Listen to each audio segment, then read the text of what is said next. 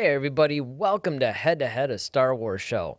And it looks like we've got the High Republic issue number 4, and we're going to review it right now. You're listening to Head, a Star Wars podcast. Two fans, two generations, all things Star Wars begins now. All right, hello, everybody. I'm Eric Vansel.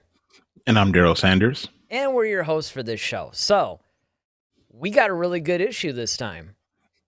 Yeah, man, it's glad to have you back with us, man. You know, how you feeling? Yeah, I know. You know what? And that's a good point. I mean, before we get into this, I should actually acknowledge the fact that I'm really sorry that we didn't do our show on Friday, but I mean, I was actually in the studio waiting to go on, and I had the second vaccine shot like the day before, and I mean, the effects just hit me like a truck. I mean, it was just like, in the afternoon, like around 1 o'clock, I was like kind of suffering from body aches. And I mean, it was literally like somebody flipped a switch. It was weird.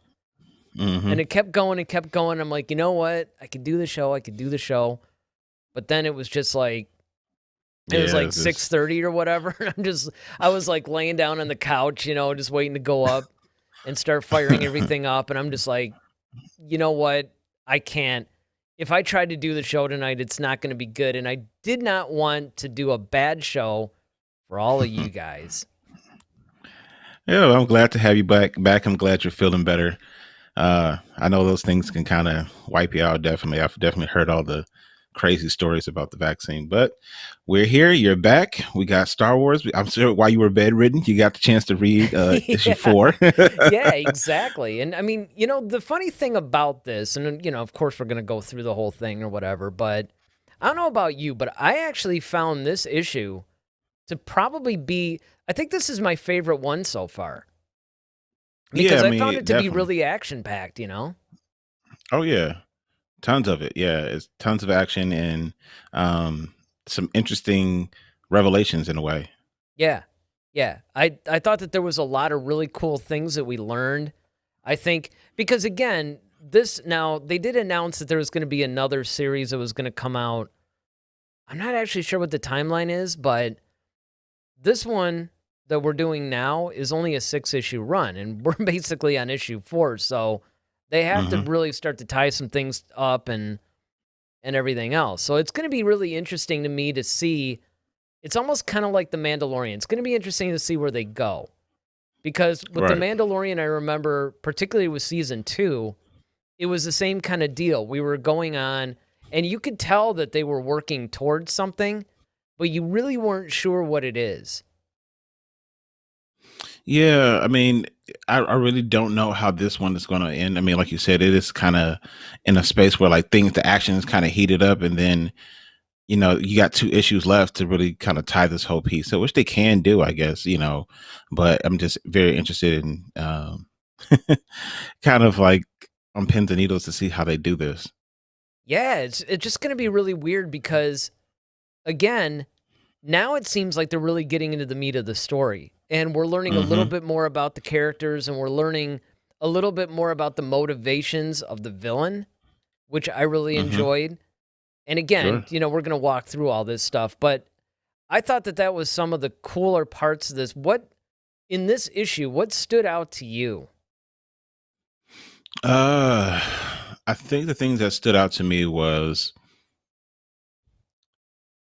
Skier. I think, his Absolutely. You're thinking that he's completely like just gone, and he's not. He's just kind of playing possum a bit, just to kind of find out what the heck is going on. So I thought that was kind of cool. But then, and with him, you really don't know because we've known him to be kind of shady at sometimes. So you kind of almost like, is he really, or was he? You know what I mean? Like he kind of has you in that weird limbo stage. But so that was cool, and actually the very end, like who arrives and then what they're on, and you're just like, well, that's interesting. Yeah, I mean, this is definitely has shades of Return of the Jedi. So yeah, absolutely. I mean, I would say that there is a lot of really cool things that happen that really does remind you a little bit of the original trilogy in particular, I would say. But I think that this is when the story really gets going and you really start to understand. Because if you remember, when we did the first couple of reviews, when we were doing issue 1 and 2, we liked the characters, but I remember it was kind of like, where is this going? Mm-hmm. And especially they were going all around, and one of the They're things bouncing all over the place. yeah, they were bouncing everywhere, but one of the things that really surprised me was that they introduced Yoda, I think in issue 1, and yet we haven't seen him at all since. Mm-hmm. And I don't know about you, but I thought he was actually, I didn't think that they were going to use him a whole lot, but I thought that he would at least make another appearance by now. And I could probably see him coming in towards the end, towards this conclusion of all this, Yeah. especially the way that things are kind of going right now. But with the information we got in this issue, and then going forward, I could kind of see maybe him, making another appearance. Yeah. I mean, it's definitely one of those things where, anything could happen. And I think that that's one of the things that really excites me about this whole series so far. More so even than the book. Because like I said, I'm reading The Light of the Jedi. And so far, as much as I'm into that book, I think I like the comic better. Just because of the storyline. So it's really going to be, kind of a cool thing. Of course, we have a couple of our regular viewers with us, We have Ronaldo. Hey, what's going on, Ronaldo? Hey, Ronaldo. Looking forward, good discussion. And of course, Joanne Vansel is with us again tonight. So, Hey. We want to thank everybody, because I know there's a lot of people too that watch this that don't necessarily chat in. But we would encourage you guys, as we're going through this, chat in, join the discussion. That's what this is all about. So, without further ado, let's get into this a little bit. So, we basically open this thing up with a situation where Kiev is on this exercise, right? And she has to basically trust Skier. Skier basically wants, her to like jump across this insane, chasm or gully, basically. Gully or whatever, yeah. And essentially what I thought was cool about this in the opening part was that they actually were trying to develop Skier a little bit more and show what he was like, because you bring up a good point in the sense of all we really have seen from him is how shady he is. Mm-hmm. I mean, we've seen some good parts too, but in a lot of cases, you really don't know. In fact, in the first couple of issues, you're almost suspicious of him. Yeah. You're wondering, like, okay, is he working for somebody? Is he, kind of a mole, or what's going on? And I think it was really important for them to establish that he really is a caring master, a nurturing master, somebody that really believes in his Padawan, knows what the Padawan can do, and even though she's not really sure that she can do it, she knows that she can trust her master. Mm-hmm. And I think that that's a really cool thing. Yeah, definitely. This basically panel is basically talking about how, he wanted her to jump across, and, of course she has fear, and, he's kind of giving her the advice on how to achieve the mission. But he's like, look, if you fall, I got you. And of course, she inevitably falls, and he does catch her. And, so that always builds that, that confidence to know that, you have someone that's behind you who's strong enough to make sure that, they can cover you. Yeah, and I mean, I thought that what was really cool about this is it's really good foreshadowing. Because obviously when we last left them in issue 3, they got captured by the Drengir, and then of course Skier was actually part of that now. It's like he was taken over by them. And so right now it's pretty much opening with this whole flashback, where it's kind of like she's remembering when Skier was this nurturing, almost loving master. And I think that that's a really good thing that we see in this, because a lot of times you do see that balance between a master and a Padawan, where they have to be a little bit tough when things, when it's required, but they can also be kind of gentle. And I think that that's sometimes where Obi-Wan went a little bit wrong, is that he was a little bit more of a disciplinarian to Anakin. And even though they obviously had a really good relationship, and you see this more in the Clone Wars animated series, I Mhm. think that sometimes Obi-Wan had a issue trying to balance his friendship with Anakin, but also being responsible, teaching him, rebuking him when he needed it, that kind Mhm. of thing. Oh yeah, definitely. But here in the Golden Age, though, basically this is supposed to be the time where, this is this big zenith or something. I thought it was really interesting that we're getting this because up until now, we really haven't seen too much of this kind of a relationship. Yeah. I mean, yeah, with Skier, we haven't seen too we haven't necessarily seen that loving side of him because the first thing he's jumping out at it with a lightsaber. That's the first thing we kind of see. Yeah, that's right. I So forgot about that. Yeah, that's right. so to kind of see him in this capacity, but it also says something about Keith because it's like, you know, that same type of loyalty you want to have to your master. So because her master is under this influence of the Drengir, um, you see why she has such an earnest desire for him to be free from that because how much he's been there for her when she needed it. Yeah, but now let me ask you this. What do you think is the best approach for a master to take with the Padawan? Because obviously you could say, okay, they should be a little bit more nurturing, they should be a little bit more encouraging. But the Hmm. other side of it is you need to be a little bit tougher because obviously they have to be prepared to fight or face various Hmm. challenges. And if you read the New Republic book, not New Republic, High Republic book, you'll see that there's a lot of challenges that they're having to face. So, and then of course there's a balance, but where do you think that balance should fall if you were basically going to analyze this?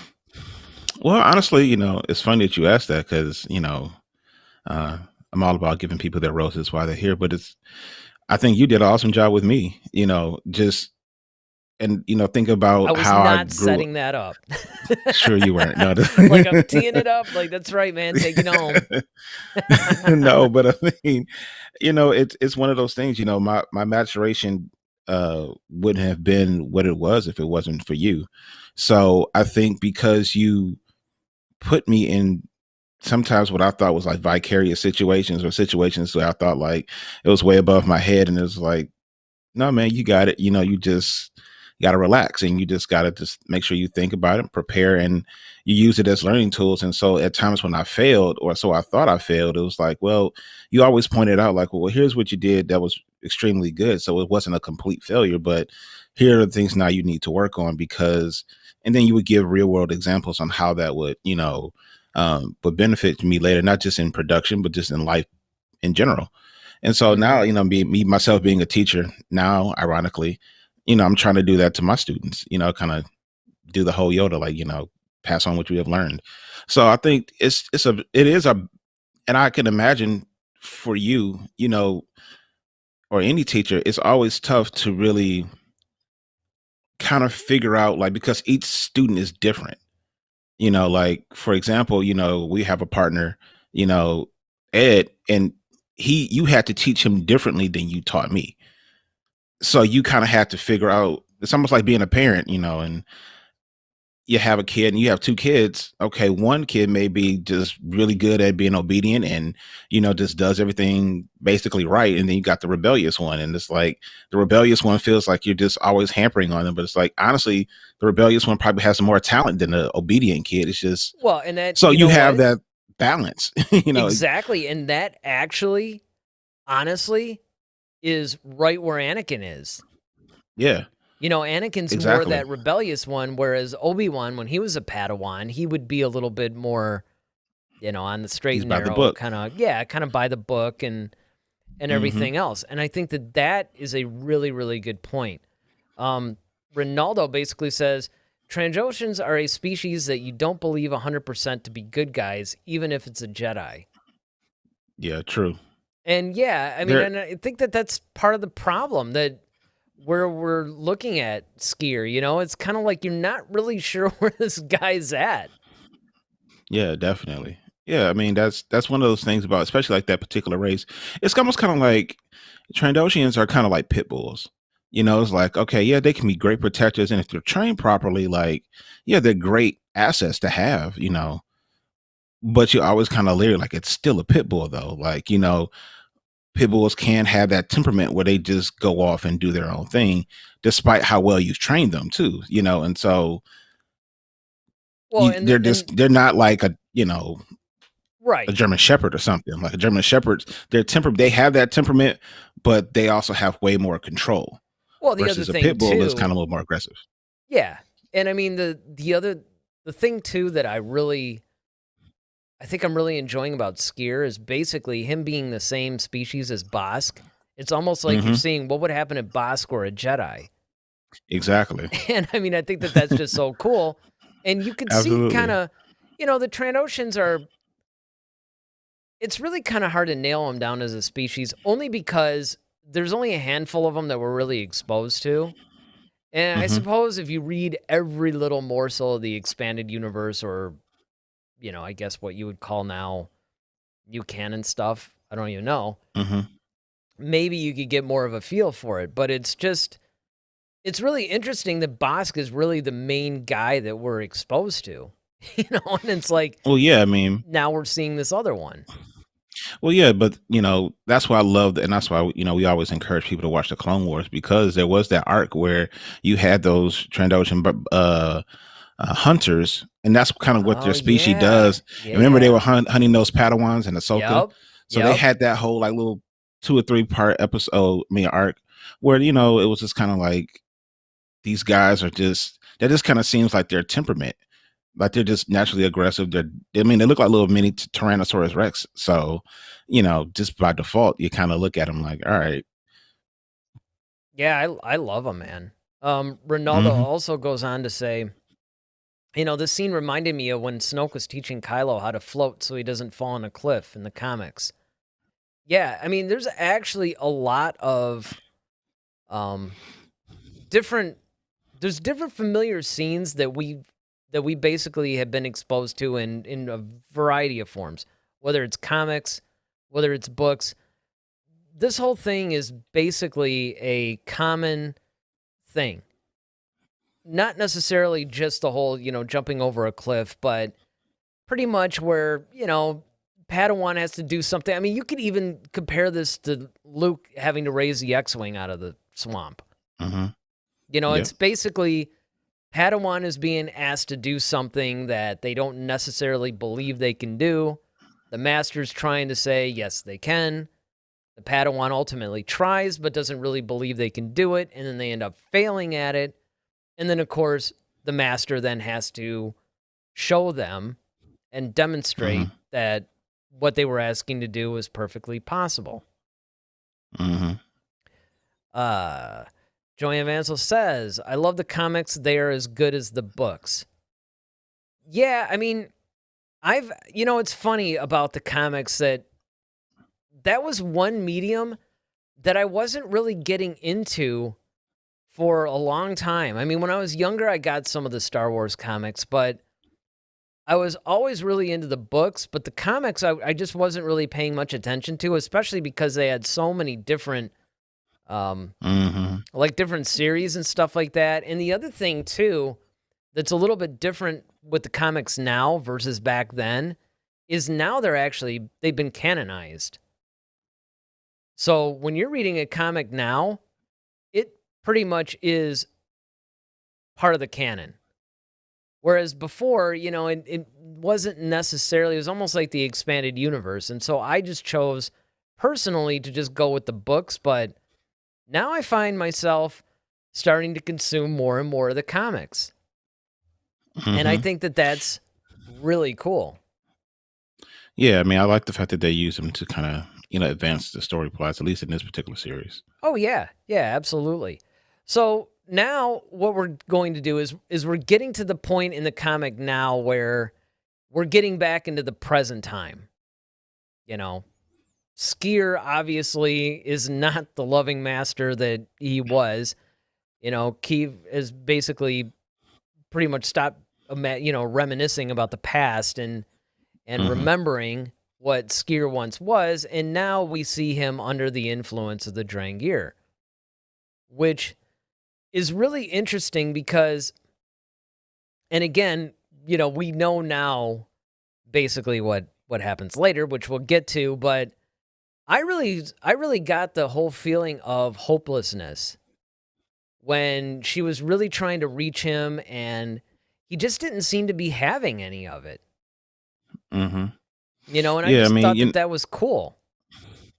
well, yeah, I mean, there's that, great despair, once again, and especially, the one person that you would expect to be able to save you or will have the answer is the one person that you're fearing, so Mhm. that's an interesting conundrum for them.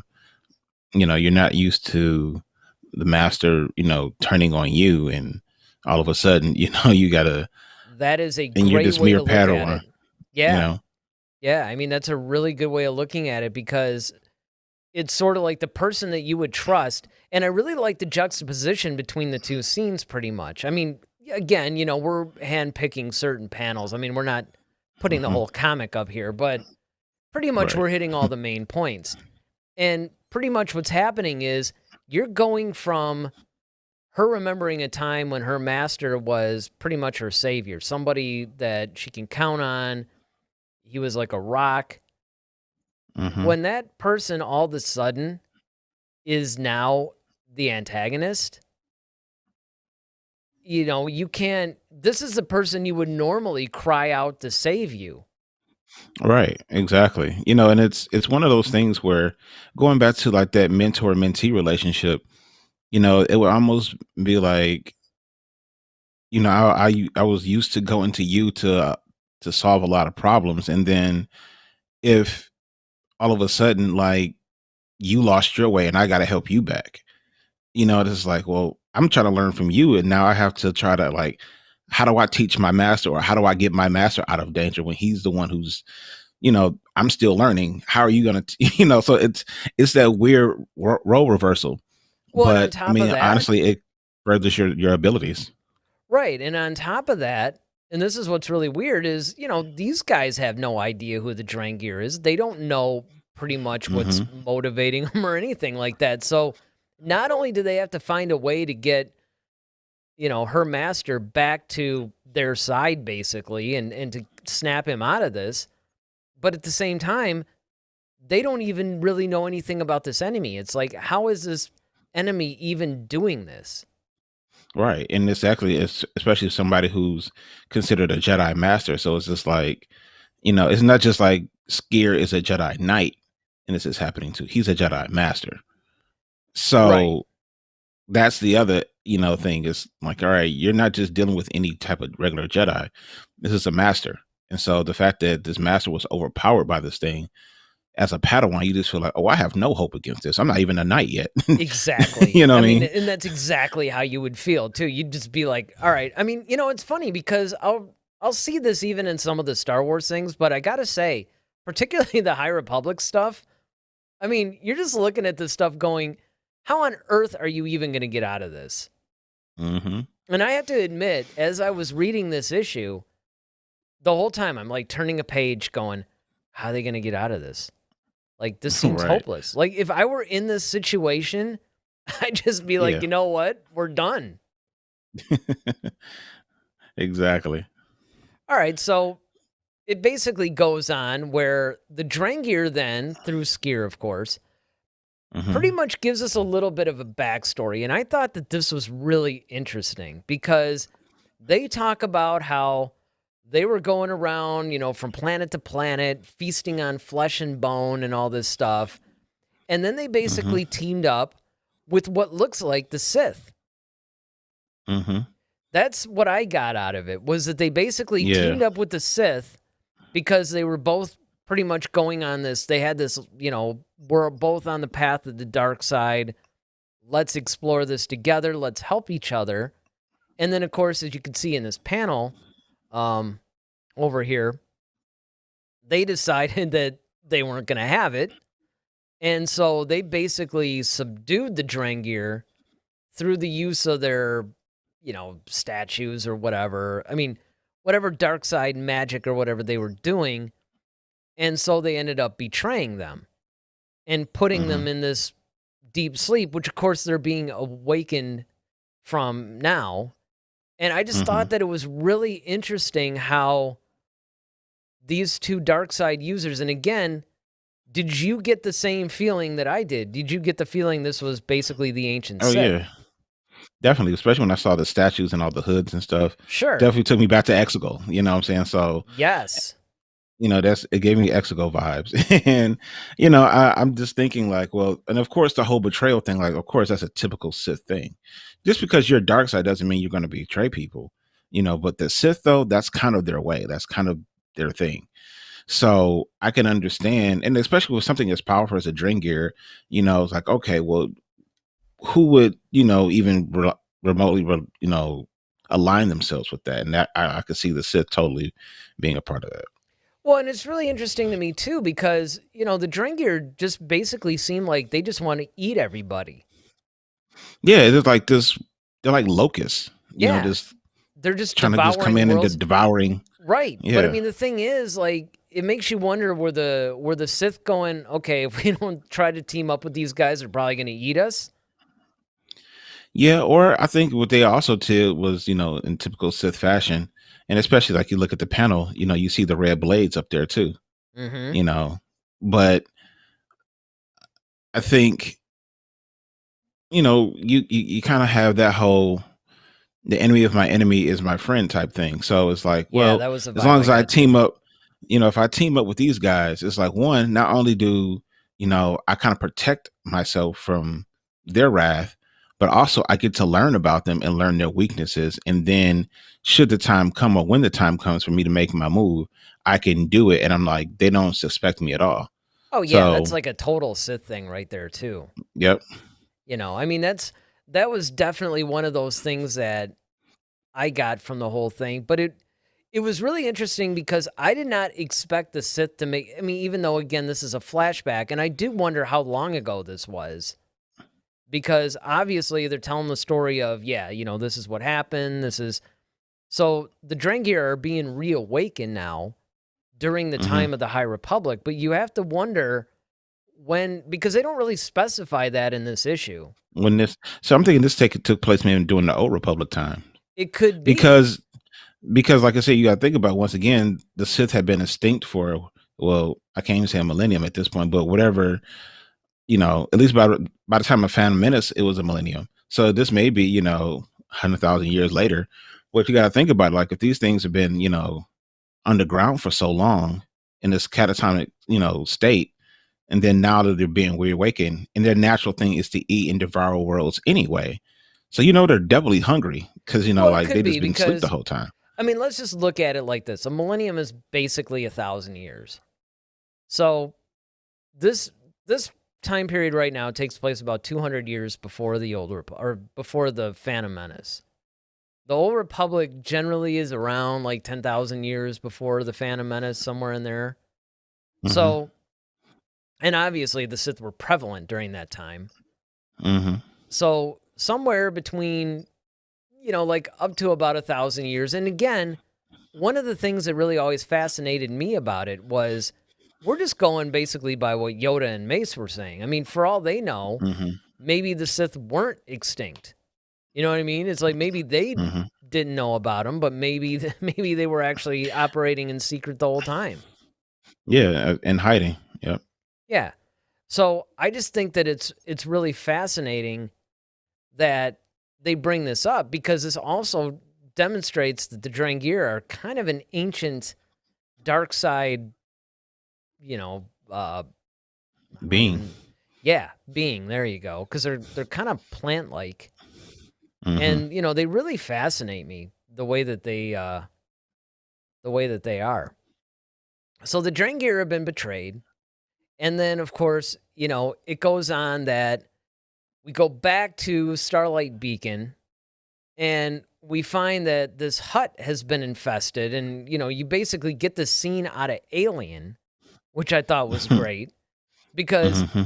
at first they see the hut moving or whatever and then one of the guys is like, hey, I think I think this thing might still be alive. And they're like, no, no, no, it's just, spasms or whatever. Hmm. But you find out in this scene a couple panels before, and then, of course, here, that what had actually happened was it wasn't any kind of a poison that killed him. It wasn't, any attack or anything like that. I mean, this thing ended up getting infested. Yeah. So it really begs the question, you know, how did these things come into contact with the huts, and how did they come to basically infest this thing? Yeah. I mean, that's the thing. I mean, although it seems like the huts will eat almost anything, so I can see if it was just kind of saw some little thing or whatever, or it could have been because, like I said, well, like we talked about, what's his name, Salu. Uh, I think that's the kind of the authority's name on the planet. Um, the kind of shady guy who's kind of been. I think he Oh, that's might have had Cal. some. Cal. Cal, okay, But I think his yeah, name might be Salad. Yeah. Saldo or something. Yeah, Mm-hmm. but I think he might have had something to do with it because I think because the Huts being gangsters and things like that, Cal being that's his planet, maybe have given him something that's like, because remember, and they're thinking about it. Remember when the Jedi first arrived, they were offering them bread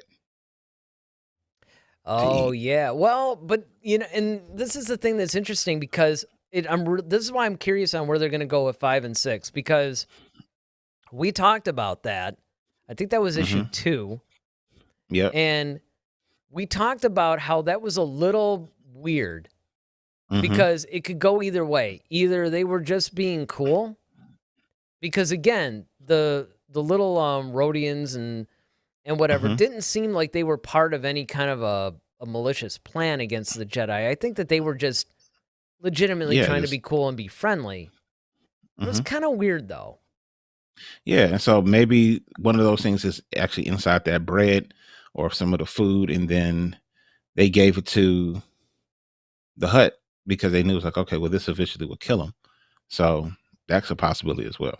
But we got Yeah, to I wait mean, to there's find just, that out. and that's the thing. I mean, there's just so many different possibilities and everything else, and I don't know. I mean, I just think that it's really kind of tough to say where they're going to go with this, because pretty much you have the Huts are a part of this that we know, Hmm. which is interesting because I thought that the fact that they were bringing the Huts into the High Republic was something that I did not think was going to happen. I'm talking about when I first read about this, I didn't think that they were going to bring the Huts into it. I think it's great that they did.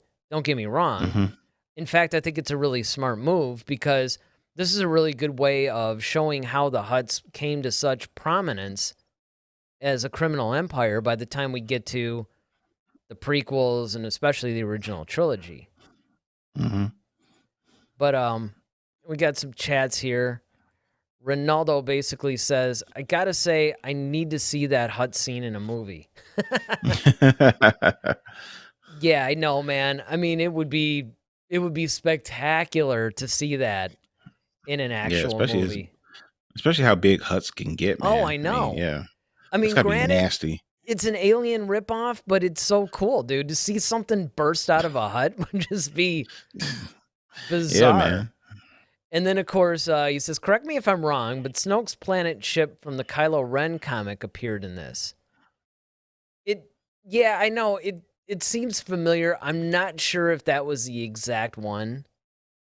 And it is strange that Snoke, if you look at the Kylo Ren comic, he was kind of a horticulturist. He Hmm. basically had like all this plant life and crap on his ship. It was almost like he was in some sort of a weird greenhouse at one point. We're botanists, but once again, because because of Palpatine created Snoke. Once again, Palpatine would probably have known about the Dringear. I could see, once again, just that whole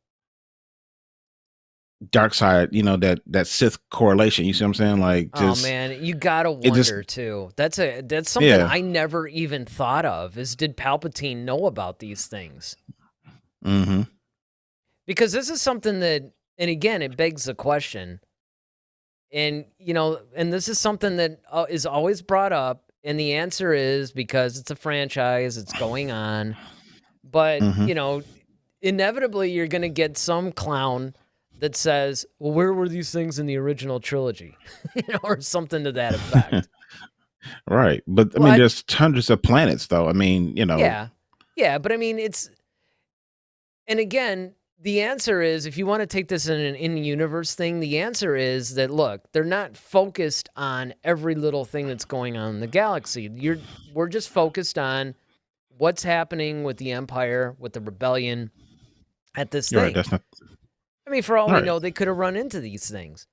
But I True. do wonder though where they might be. And, this is something that maybe we're going to see down the line because the Drengir were definitely something that's going to be a continuing problem for the High Republic. Oh yeah, I could see that. I don't think that Especially, I mean, it's like the Nile, the Drengir, and then I think there's like another faction too. yeah. I mean, but just looking at like crate dragons, for example, like I mean, we never really saw a crate dragon until The Mandalorian. Yeah. So, Well, I mean, but I mean, Obi-Wan imitated one. yeah, but we didn't know what that was back then. I mean, it's not like he was Well, doing yeah, like that's true. That you is see a what I'm good saying? point. Like, Yeah, we had no idea. I mean, we didn't find that out until, like I said, they made that reference. It's like, oh, okay, now we get it. But you know, that's the thing. It's just that I think there's a lot of things that happen. I mean, look at the stuff that like whatever ate R2. We don't know what the heck that was. We don't know what the heck that thing that sucked Luke down on the Death Star, Well, like that was the a little trash Dianoga, compactor but monster. the Yeah. Dianoga, and you do see basically they ended up showing it in like a comic or something. But yeah, I mean, you do get the idea that like, look, there's a bunch of different weird wildlife, which they did Hmm. show in one of the books back. I think there's like some book that talks about all the wildlife and stuff like that. But yeah, there's a lot of things that doesn't need to be explained. Yeah. I mean, you got the animals that's underwater on Naboo. I mean, there's like 5 or 6 of those little things running around. You got those crazy beasts from Attack of the Clones that were like, I mean, like you're saying, you got all types of Well, and then you got the animals Wampa, and plant. the Rancor, Yeah, you know. exactly. So I mean, there's yeah, you got a whole the Sarlacc. I mean, there's tons of stuff that's beneath the surface and under, things that we just haven't seen yet until you go visit those planets, or the story takes you there until you find that out. So I wouldn't worry too much about it. yeah, and that's well, the only reason why I bring up the Drengir in this fashion is because unlike all these other creatures that you mentioned, these things are super sentient dark side users. True. So that does, and they're conquerors. I mean, they're kind of like the Borg in a way, like a plant-like Borg, and you can understand why people might bring it up, like why people might say, hey, where are these things? And what are they trying to do now?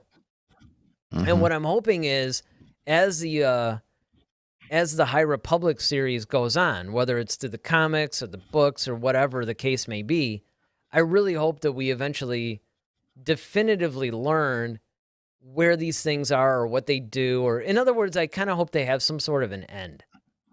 Gotcha. That's all I'm saying. All right, so now we get to the point to where, Skier is starting to give us a little bit about, what he's actually trying to do here. We're starting to see a little bit of his inner turmoil, I guess would be the best way to put it, right? Because on one hand, you have Keeve and the rest of the Jedi are trying to turn him and say, hey, you need to come back to the light. You need to come back and remember who you were. On and on it goes. Now you basically have the Drengir trying to say, no, look at the power that you're having. Look at what you're able to do. Mhm. There's this whole dichotomy that's going on about sort of fighting for his mind. And I really like the fact that they were doing this because this is a lot of things that we've never seen in Star Wars before. And we've never really, um, it's never really been such shades of gray, I guess would probably be the best way to put it. Yeah, I mean, you're seeing that. I mean, we've seen inner turmoil with like Anakin, but I don't think to this degree. Well, I everything's think been so this is a black and white, this is kind of like you yeah, and because I it's I kind of like think a light person being tempted by dark going back to light, or a dark person being tempted by light but going back to dark, or whatever. In this mhm, case, it's kind of like you get a guy that's been somewhat conflicted from the first time we met him. I mean, they're almost neither like purely light or purely dark, and I think that that's something that you see a lot in the High Republic is that they're all noble, mhm. but they all have slightly different viewpoints of the Force and what a Jedi should do. And you get the idea that maybe the Jedi code wasn't so rigid yet. Hmm. Yeah, I mean, definitely. I think that though with Skier, I think his natural it taps into his natural aggressive side, like we talked about his species, might actually, like that lends to that, where it's like, well, look how, and then of course, being a Force user, now he's feeling that passion, that thing through the dark side of the Force. Yeah, it's easy to, it's easy to kind of succumb to that. But watching him resist it, and trying to, and of course, his Padawans are kind of like, trying to remind him, this is who you really are. This is, don't let them take you, that type of thing. So, Yeah, it's a classic battle between good and evil within yourself, right? I yeah. mean, it's basically like the person that you were is the person that you're really trying to be, but then you basically are experiencing all these other temptations that on the onset seem like they might be very good and might actually help you achieve your goal faster, which is really what the dark side does, but Hmm. eventually it can corrupt you. So, that's pretty cool. Well, then we see that Skier is now hatching his plan. So now we see that he's basically been kind of a good guy the whole time. Hmm. But the thing that's interesting to me about this whole thing is that Skier is basically like, look, I needed to be overtaken by these things so I could see what their weaknesses are, so I can pretty much see how to fight them. What is their motivation? What are they trying to accomplish? But what I found really interesting about this is how he basically almost lost control. Hmm. And I think that it's really kind of cool that they do that because this is so often what ends up happening. I mean, this happens in life too, but I mean, as it pertains to Star Wars, you want to, in a sense, become your enemy in order to really assess your enemy, figure out what it is your enemy wants. But at what point do you cross that line and no return? And Skier obviously he almost had Yeah. that because I don't think he really anticipated the Drengir being as strong as they are. Right. I mean, it's kind of like, watching those cop shows. You have like an undercover cop who's been undercover for so long in an operation that they start to Yes. like change a little bit. And then all of a sudden, like, okay, well, now I understand their motivation. And in some ways, I kind of agree with them. And then, you kind of slowly feel yourself slipping away. Um, so I think that was really cool and really kind of powerful. And like I said, Skier's not just any regular Jedi Knight; he's a Jedi Master. So because of that, that just shows you just the level of strength that the Drengir are at this point. And like I said, with their affiliation with what we're going to say is the Sith at this time, you can definitely understand why.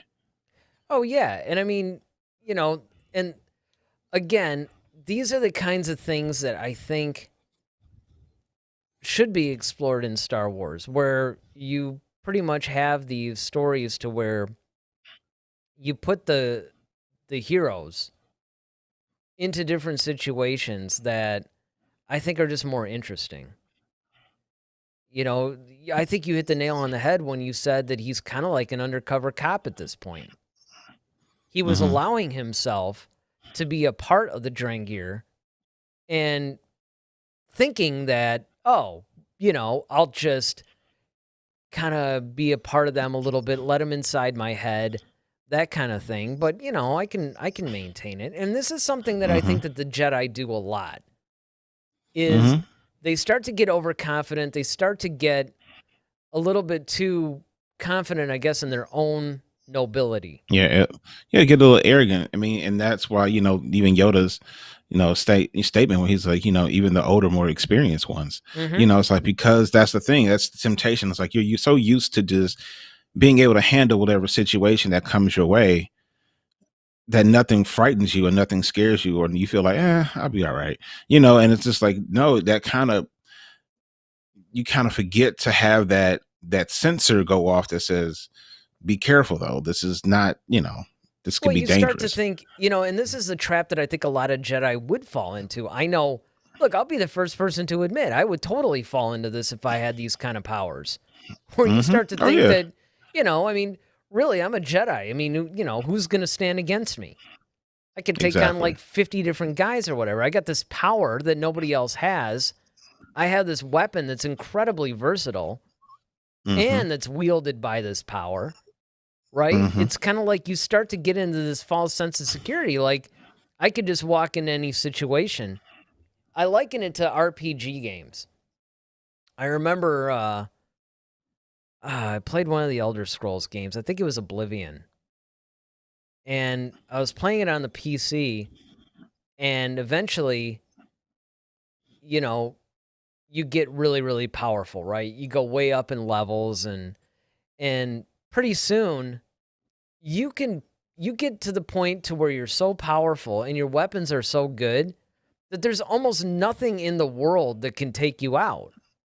Hmm. And not only can't they take you out, but you could take them out in like, 3 blows or something. Hmm. Whereas, when you're starting out the game and you're at level 1 and you basically have like a little club or something like that and you don't have any armor, you pretty much have like a leather robe or something stupid, you're really careful because like anything could take you out. Right. And I think that what ends up happening is it's kind of the same thing that happens with the Jedi. I mean, they just start to think that there's nothing that they could face that would be too difficult for them Yeah. other Yeah. than other It's Force a trap. users. And they're probably Hmm. looking at this going, these plants, I mean, how are they going to, you know? So, I mean, that's the way Exactly. I would look at it. Yeah. You underestimate him. Yeah. So Ronaldo basically says that he thinks that Skier is like a reptilian Anakin. And I could see that. I could see that too. Um, I think in some ways though he's more like a reptilian Qui-Gon. That's how I would see him.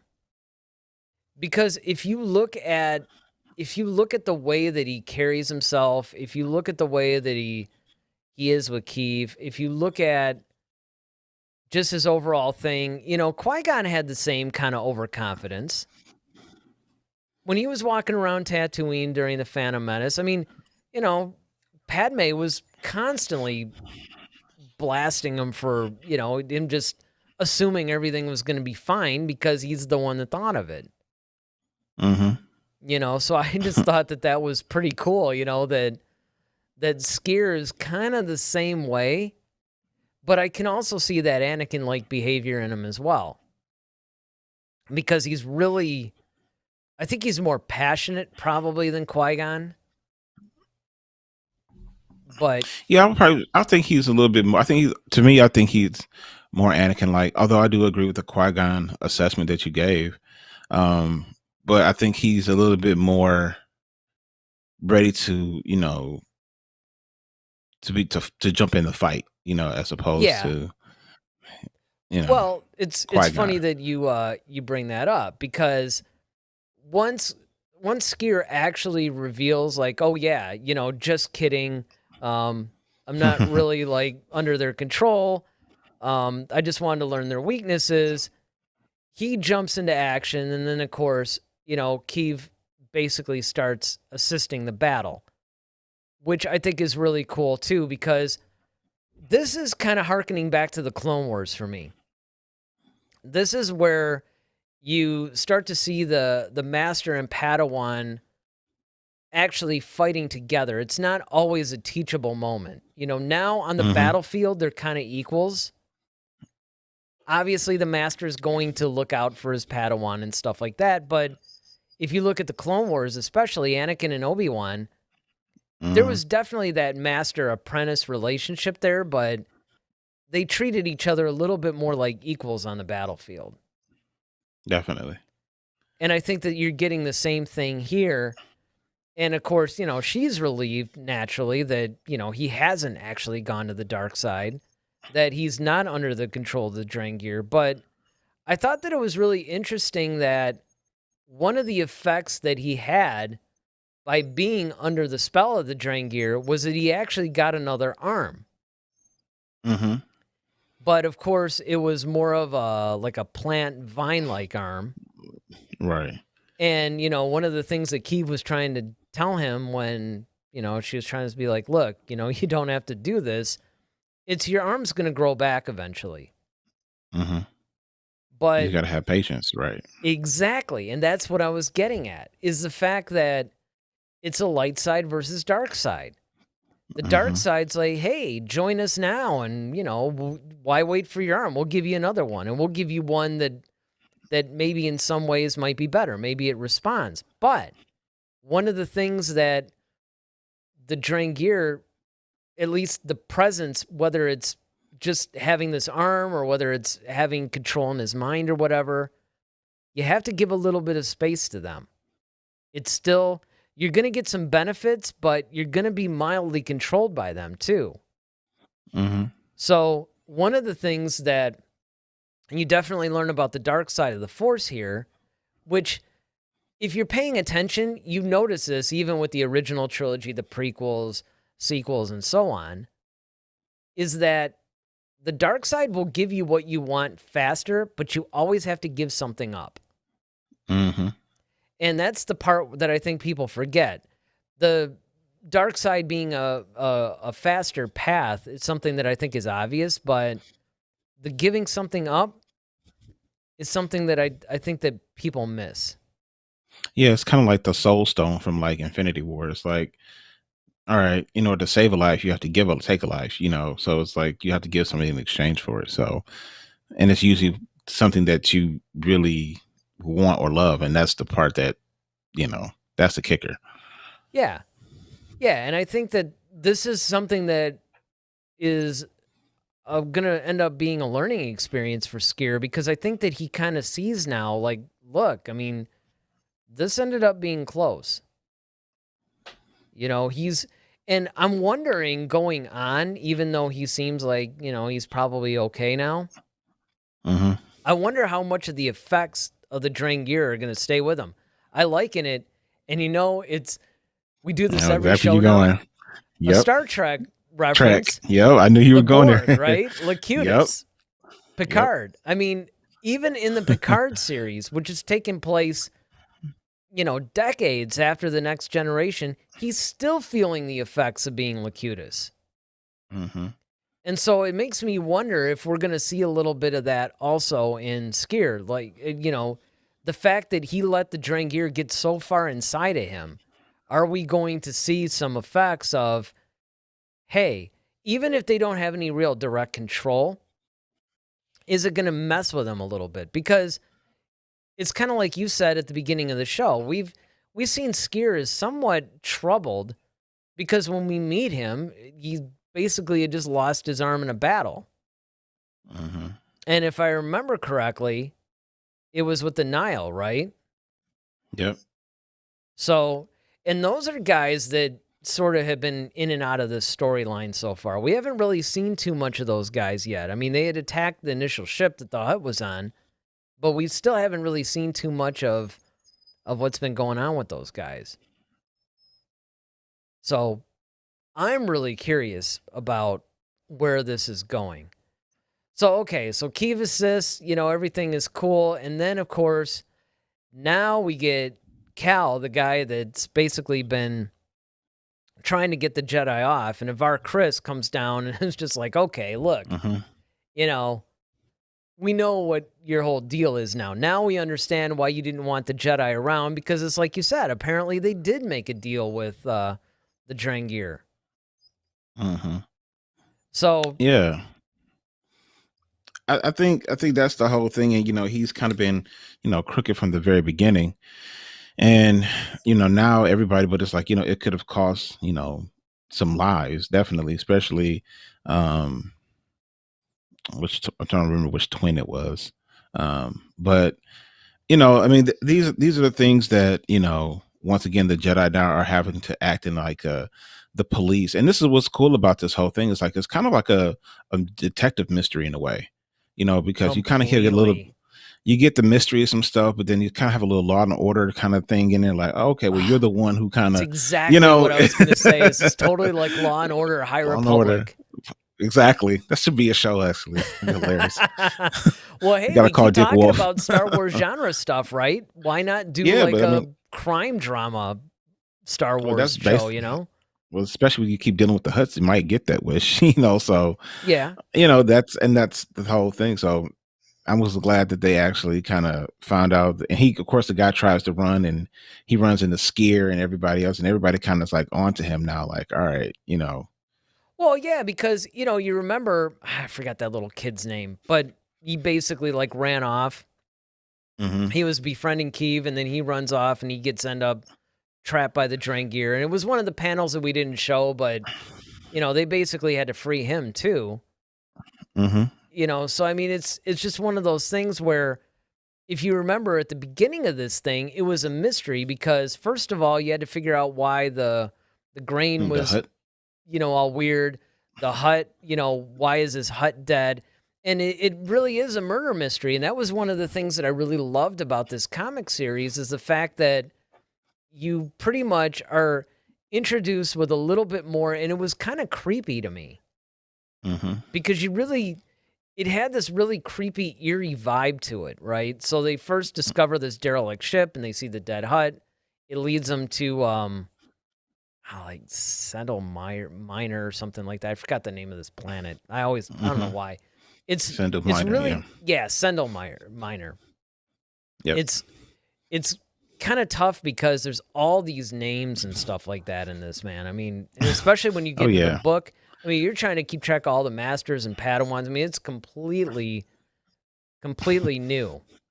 And I haven't really committed everything or everyone to memory yet. But yeah, Sendel Minor, um, they're led there, and the grain or whatever that they have to use to make uh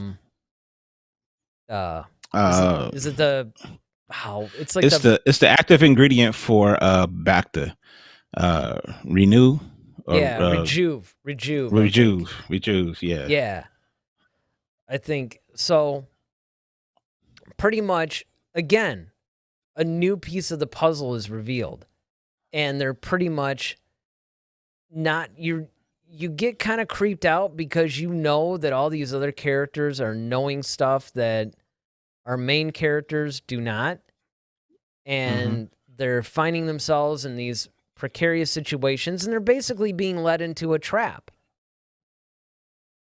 And it was kind of cool that now the tables have turned a little bit. So now the Jedi are basically like, okay, you know, Yep. They're we were back in control now. yeah, they're back in control. I mean, we were trying to be cool, and we were basically being led around because we were trying to find this answer to the mystery. And of course, they trusted these people, but then it's kind of like, okay, you know what? Mm-mm. Now we understand what's going on, and so now they basically been exposed. And then of course, from there, now we go back to Starlight Beacon, and this Drangir that basically bursted out of the Hutt's chest is now attacking them. Hmm. And this is really interesting to me because it makes me, up until now, the Drangir have just been pretty much confined to this planet's surface. Right. But now with this thing running loose in the ship, it just basically gave me very much an Alien vibe. Oh yeah, it's definitely like that host thing. Like, okay, let me just host and take over this body or whatever, and then wherever I am, now I'll just take whoever's around me because, like, now the hut's dead, so he can, but now you have all these fresh bodies that I'm sure he can sense that's walking around. So now he was like, "Ooh, feeding time again. Let me just take out the station." Yeah, and of course, Chris is all trying to be like, okay, well, we got this situation down here on the planet, and they're all like, yeah, we got a You situation gotta up have here some, right now. yeah, It's exactly. like, we'll be with you in a second. And that's what I really love about this series so far is the fact that not only is the story really good, but the writing, the artwork, everything is really coming together, and you feel that sense of dread with every page turn. You almost feel like you're on this journey with those guys. I mean, I don't know about you, but right from the very beginning, I almost felt like I was part of their landing party or whatever, and I was finding out all this information when they were, and I was in the same danger that they were. Oh yeah, I mean, definitely. It's one of those. It's one of those things that it kind of sucks you in, and you really do feel like you said, you're trying to figure out how the heck they're going to get out of this, and you can't wait to turn the page or wait for the next issue because you just got to know, like, all right, Oh what the yeah. heck? Yeah. I mean, honestly, and in a few minutes we'll get to the last really cool panel here, but instantly, as soon as this thing was done and it says to be continued, you're like, I want the next issue because this thing is so good. So now we got a couple more chats that we got to do here. Ronaldo says, so can we say that the Drengir are not dark side users, but dark side creatures? That's a good question. Because it does seem like they are innately dark side. Like they're not necessarily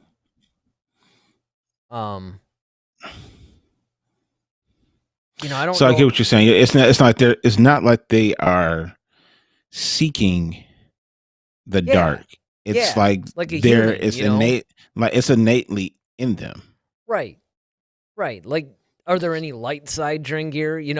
I mean, it doesn't seem like it. It Yeah, almost seems like, it's kind of like how Dr. Loomis says, like evil personified, almost like this is just kind of evil, kind of coughed up this weird plant or whatever, and there you go. It's just like, right, exactly. It's like a dark but side plant, basically. That's great. and if you really think about it, I mean, that's a very astute statement, Ronaldo, because if you think about it, like the forces, they always talk about the forces, in all living things, but Mm-hmm. there is a light and a dark to it, though. So if you could be born of the force and you can create a light side person who may be powerful in the light, certainly the dark side can birth something that's powerful in the dark too. Well, So, and this is totally the kind of thing I would think that would be on Dagobah. Like oh when you yeah, look at definitely, Dagobah, you go, yeah. there's got to be some Just be Drengir on some. this thing. It's probably what caused that cave. I mean, well, that's the kind of thing I thought when Luke first went down into that cave. I was like, Yep, you will who find something knows down what? there. Yeah, Yep. he would find something like that. He also goes on to say, um, now that I think about it, with the Sith betraying the Drangir, can we say the Sith saved the galaxy in a way? I wouldn't say saved it. I would say it prolonged it. I think it's Well, probably. Well, I don't even say saved. I think it's I think it because. depends. Well, here's the thing. I don't think they really. I get what he's saying because he put them into that sleep. I mean, it kind of. I guess in a roundabout way, you can say that, but it was Well, once again self-serving. It it was more so depends like, though.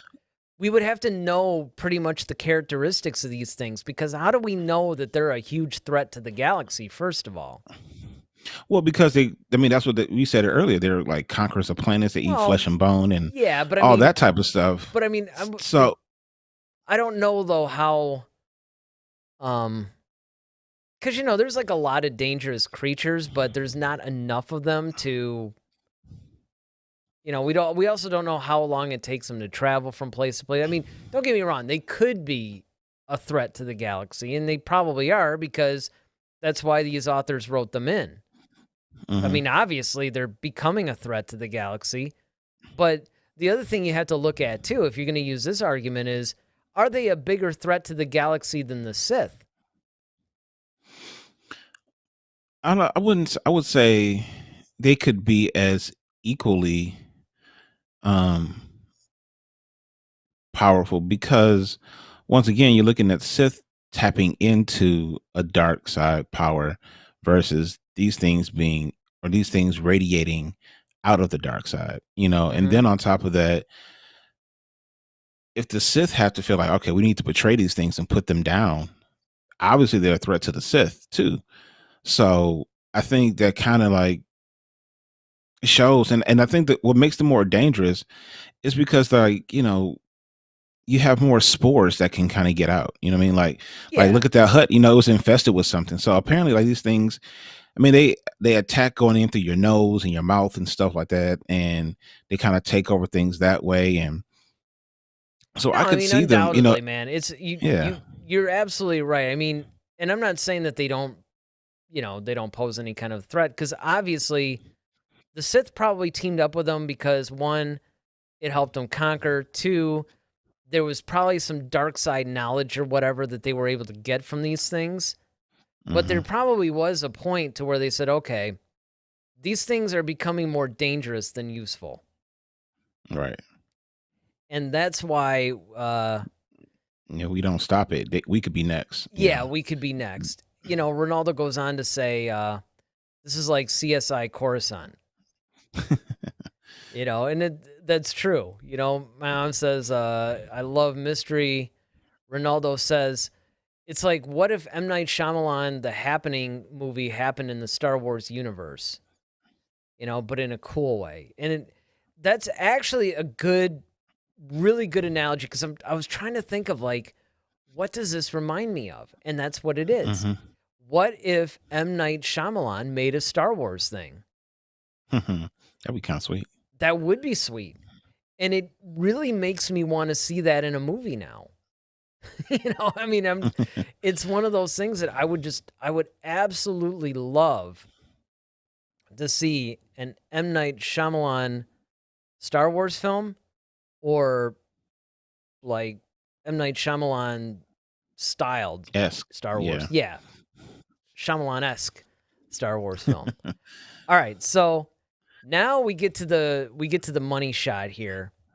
So at the very end, they think that everything's cool, and now all of a sudden the Hutts come in with, I don't even know what those things are. They supposed to be Rancor or something like that with Gamorrean guards on them. But basically, a Hutt comes in and is just basically like, guess what? I'm kind of taking over everything. Yeah, it's like a scene out of Mad Max. Yeah. And these are the kinds of things that I think is cool, because I don't know about you, but I did not expect to see this when I turned that page. Well, yeah, you don't see a warrior hut. I mean, that's just weird, just in and It of is itself. weird. It is weird. And again, it kind of makes you wonder, are there different types of Hutts like this? Or is this Hmm. kind of what the Hutts used to be like a couple hundred years ago, and then something happened? Yeah, yeah, they got lazy, and who knows? Yeah, I don't know. I mean, well, that's it. I mean, it just makes me wonder, because you basically have this whole thing to where the Hutts during the High Republic time seem to be even more threatening than the Hutts in the original trilogy or prequel trilogy time. Well, yeah, like you said, I think this is where they're starting to establish their empire. This is where they're starting to kind of really take over. So by the time we get to um, Phantom Menace, the Hutts are widely known, but that's because the lineage probably set up during this period. Well, and again, I think it's one of those things that you have to put this in some sort of perspective. And by that, I mean, when you take the Hutt criminal empire at first, they're well established in the prequels and of course the original trilogy, but they kind of seem like they're established here, though. I'm not entirely sure that we're coming from a perspective of an origin of the Hutt Empire. Now, we could be. We could be, only in the sense of maybe this is where they start to take over, different worlds or whatever, and this is where they start to become feared. Like maybe they were always around and, it was almost like a petty criminal becomes like a crime boss kind of thing. Right. Kind of like the Penguin from Batman. We saw that on Gotham. Yeah. He kind of just grew up through the ranks and now he's running his own empire. And Right. And that could very well be the case. I mean, the Hutts, maybe the High Republic time is when the Hutts start to become the criminal empire that we know.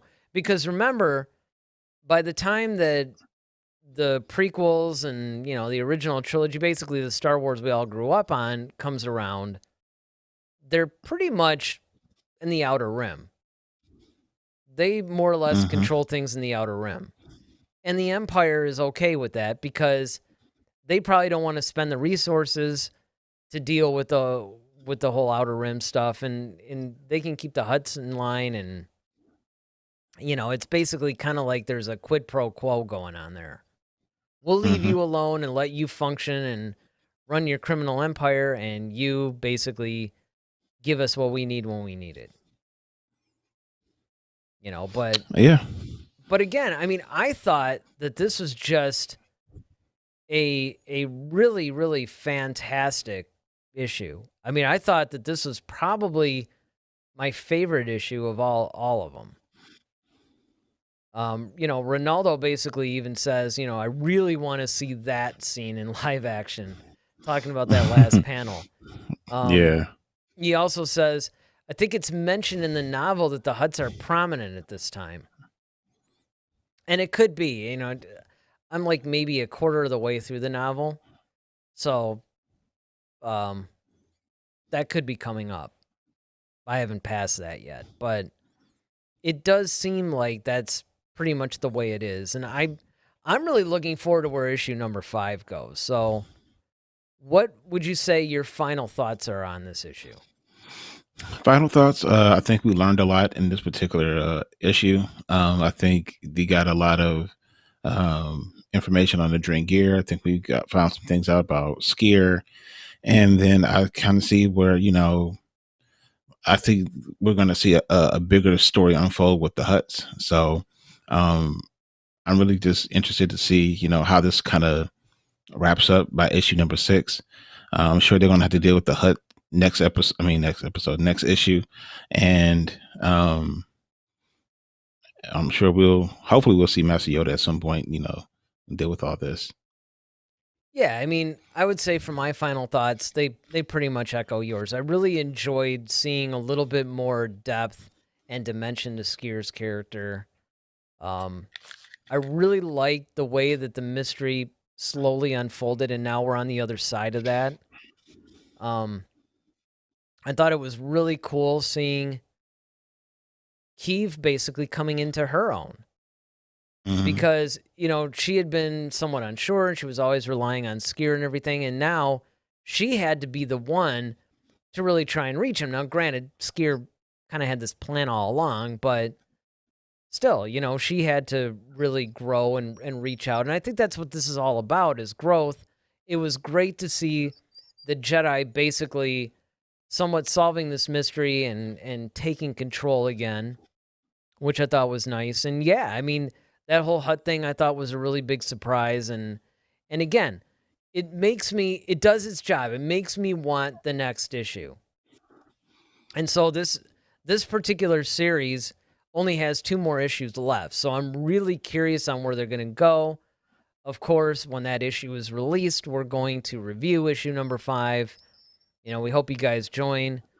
Make sure that you subscribe to our channel. Hit the like button because it really helps out the channel. You can, we joined the Buy Me a Coffee program now, so it's Buy Me a Blue Milk. We're actually offering some packages if you want to do some monthly support, so Be sure to check that out. We'll put a link in the description of this thing. And this Friday at 8 o'clock, make sure that you join us because we're going to be talking about how The Mandalorian Season 3 might be a slightly different show than what we've gotten these past 2 seasons. So you're definitely not going to want to miss that. So until then, we hope you guys join us. You can hit us up on social media at Head to Head SW. That's on Facebook, Twitter, Instagram. So until Friday, I'm Eric Vansel. And I'm Daryl Sanders. May the Force be with you. Always. Head to Head, a Star Wars podcast. Be sure to follow us on Twitter at Head to Head SW. Submit your questions for our next show. Visit our official website at headtoheadswpodcast.com. Until next time, may the Force be with you, always.